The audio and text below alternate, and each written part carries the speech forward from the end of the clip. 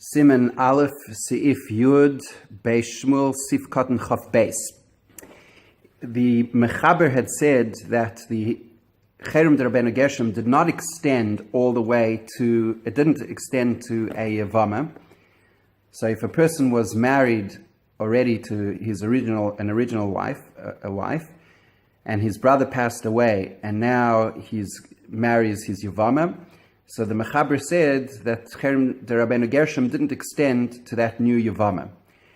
And then the Mechaber said two words, V'chein ba'arusa, and similarly by an arusa. There's two ways that you could possibly understand what that additional point is of the Mechaber. The one way to understand it is, V'chein ba'arusa, very simply, that just like the Yavama is allowed to enter the relationship, a man is allowed to end up with two wives at the end because the Yavama, because he has, even though he has an original wife, he's allowed to marry the Yavama, he's allowed to be miyavim her, and even though that will practically end up that he has two wives, that is still considered, the Cherem de Rabbeinu Gershom didn't extend to cover that, and that is permissible.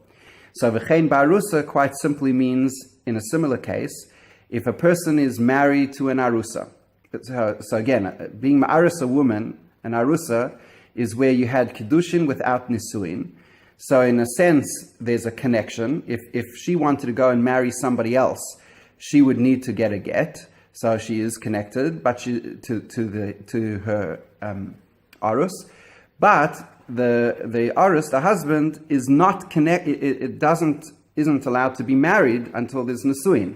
So it's a kind of a halfway step between being fully married and between being a pnuya, having no connection whatsoever.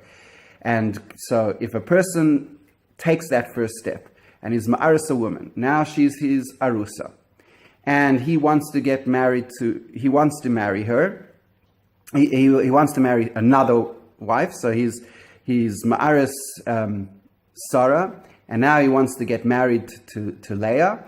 So v'chein ba'arusa, those words mean from the Mechaber that there's nothing from the standpoint of Cherem de Rabbeinu Gershom that would prevent him from marrying another wife. So his arusa is not considered sufficiently strong as a wife for him to prevent him from taking another wife, and he's allowed it. That's one explanation. However, the Beis Shmuel is going to favor a different explanation. And the Beis Shmuel's explanation is that even though the wife is, so just like by a Yavama, Rabbeinu Gershom did not compel a man to divorce his original wife in order to take a Yavama, but allowed him to end up in that polygamous arrangement where he has two wives, and there was no coercion, there's nothing that forced him to divorce his first wife, because min shamayim hiknu lo isha, because the second wife came min shamayim, and therefore he's not forced, and Cherem de Rabbeinu Gershom does not extend to that. Similarly, in the case of an arusa, there's also a lack of coercion. Nothing specifically to do with Cherem de Rabbeinu Gershom, but bichlal, we don't coerce. What's the possible coercion? The person's taken the first step. He's been ma'aris the lady. Now she's connected to him in a way that she's excluded from marrying anyone else in the world, but she's not absolutely technically this person's wife. So you might say that at that point in time, if the person's taken the first step, he now must go all the way and he must marry her. So Chen Barus is no. Just like there's no coercion by Rabbeinu Gershom, so too there's no coercion by an arusa, meaning that we do not force him to marry his arusa and to have nisuin with her, but if he wants, he could give her a get and let her go. So it's his decision. It's his choice. He could bring her in as his wife fully fledged, or he could let her go, and we don't force him either way. We do force him, however, the Beis Shmuel will point out, to do one of the two. So either he does marry her, or he gets rid of her totally, gives her a get, but he can't leave her in this no man's land, because that would make her an aguna, and she would therefore not be allowed to, she wouldn't be able to marry anyone else. She's not technically married to this person, and so because she's in this no man's land, that we don't allow. So we do force him to either enter into nisuin, matrimony, with her, or to give her a get and sever the ties with her, but we don't allow her to sit in this no man's land situation. So that is all with in terms of the. So v'chein barusa therefore means, just like there's no coercion from a Rabbeinu Gershom standpoint by a Yavama, so too there's no coercion to force a man who's married to an Arusa to enter into Nisuin with that woman. Let's see it inside in the Beis Shmuel. Sif Kotten Chof Beis v'chein barusa v'chulu. Koloimer. That is to say, the explanation of v'chein barusa is shaloi tiken klum b'yavama. Sorry, kamoi shaloi tiken klum b'yavama ureshai liyavem. Just like he was not misaken anything. There's no takana of Rabbeinu Gershom applicable to a yavama, and he's allowed to enter into this levirate marriage with his yavama. Afal gavdi yesh lo isha, even though he already has a wife, and therefore he'll end up with having two wives. Ken lo tiken barusa. Similarly, there was no special takana made by Arusa, meaning hainu im eina roitze lichnois.